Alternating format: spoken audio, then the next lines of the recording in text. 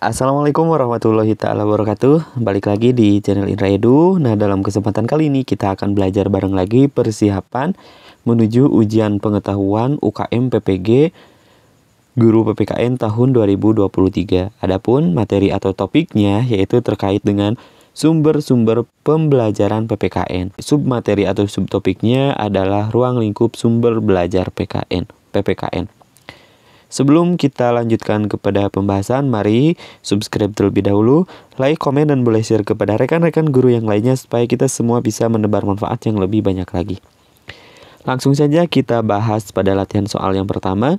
Sumber belajar adalah semua sumber berupa data, orang, dan wujud tertentu yang dapat digunakan oleh peserta didik dalam belajar, baik secara terpisah maupun secara terkombinasi, sehingga mempermudah peserta didik dalam mencapai tujuan belajar terhadap materi tertentu.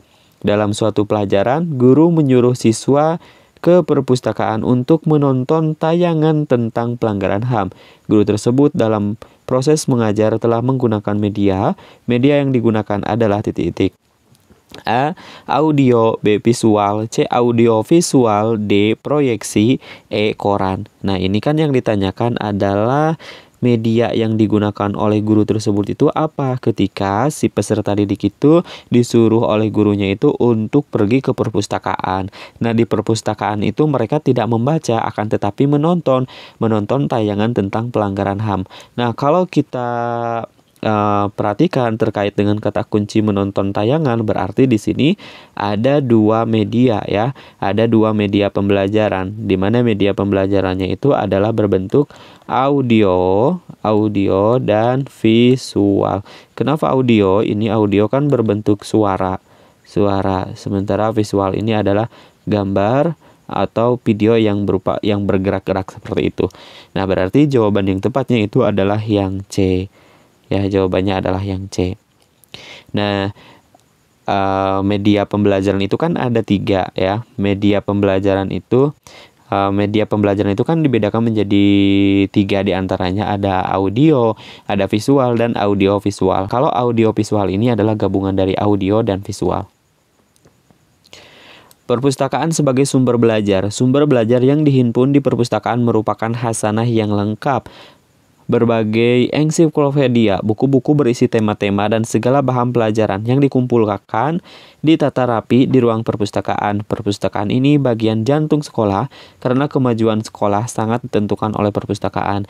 Karena itu guru dapat mengembangkan diri melalui perpustakaan. Ya, seperti itu. Oke, soal berikutnya. Penggunaan media pembelajaran dalam penguatan karakter guru harus memiliki kemampuan yang kreatif dan inovatif. Tidak hanya konseptual dan relevan, tetapi harus melibatkan aspek audiovisual agar lebih unik dan menarik.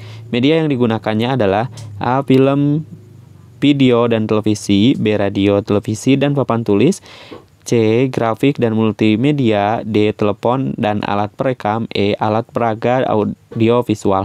Nah, ini kan yang ditanyakan di sini adalah agar melibatkan aspek ya, agar kreatif dan inovatif dengan melibatkan aspek audio visual, di mana audio visual ini adalah gabungan dari adanya suara dan juga video gitu ya, atau gerak-gerak seperti itu. Jadi audio visual ini adalah gabungan dari suara dan visual seperti itu. Nah, di sini yang termasuknya film ini termasuk ke dalam audio visual, video termasuk ke dalam audio visual, dan juga televisi termasuk ke dalam audio visual.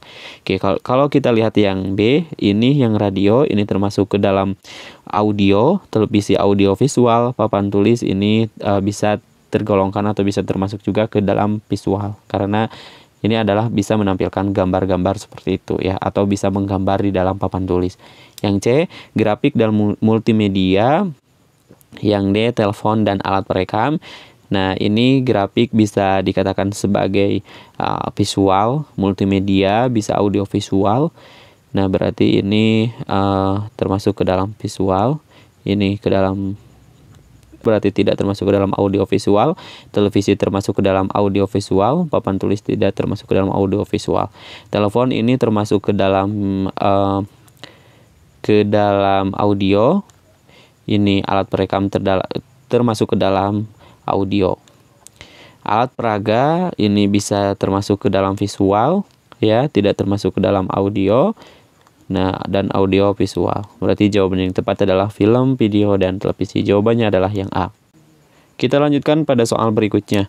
Prosedur atau alur yang dipersiapkan dalam mempergunakan bahan pelajaran, peralatan, situasi, dan orang yang menyampaikan pesan.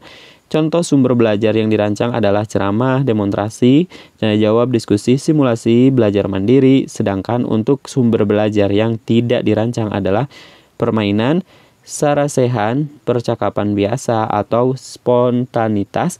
Merupakan jenis sumber belajar berupa titik-titik A. Pesan, B. Manusia, C. Peralatan atau device, D. Lingkungan, E. Teknik. Ini adalah salah satu prosedur atau alur yang dipersiapkan dalam mempergunakan bahan pelajaran, peralatan, situasi, dan orang yang menyampaikan pesan itu disebut juga dengan teknik atau metode. Jawabannya adalah yang E.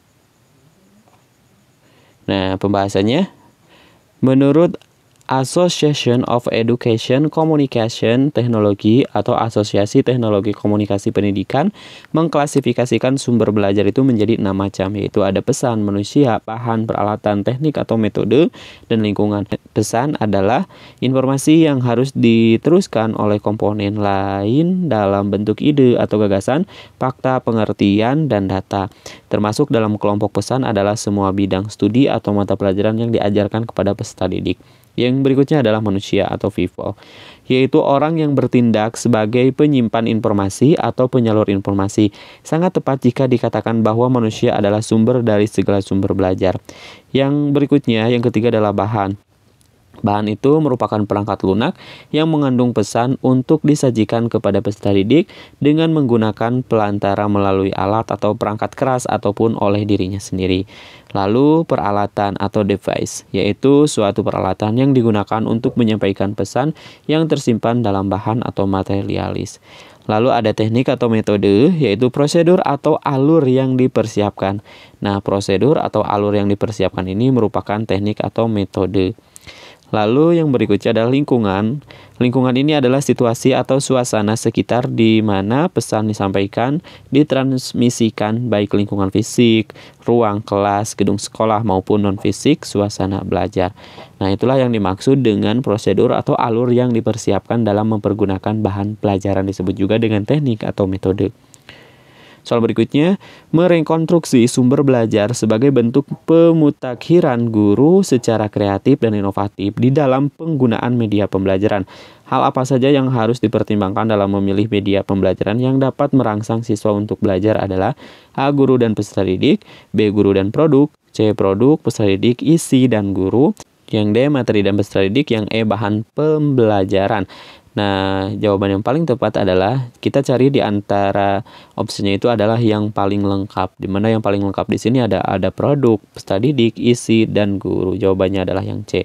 Sumber belajar adalah semua sumber baik berupa data, orang, dan wujud tertentu yang dapat digunakan oleh peserta didik dalam belajar, baik secara terpisah maupun secara terkombinasi, sehingga mempermudah peserta didik. Sumber belajar yang dapat digunakan oleh peserta didik untuk mempelajari suatu hal dalam pemenuhan bekal diri siswa seperti pengetahuan, sikap, dan keterampilan yang berasal dari pencarian informasi, seni bertanya, keterampilan dalam penggunaan media dan teknologi untuk menelusuri jawaban, kecakapan membangun komunikasi dan interaksi kepada guru, teman sejawat, dan lingkungannya. Jadi jawaban yang paling tepat adalah yang C. Baik, untuk pembahasannya dicukupkan sampai di sini terlebih dahulu. Insya Allah nanti kita lanjutkan pada video berikutnya. Kami akhiri. Assalamualaikum warahmatullahi wabarakatuh.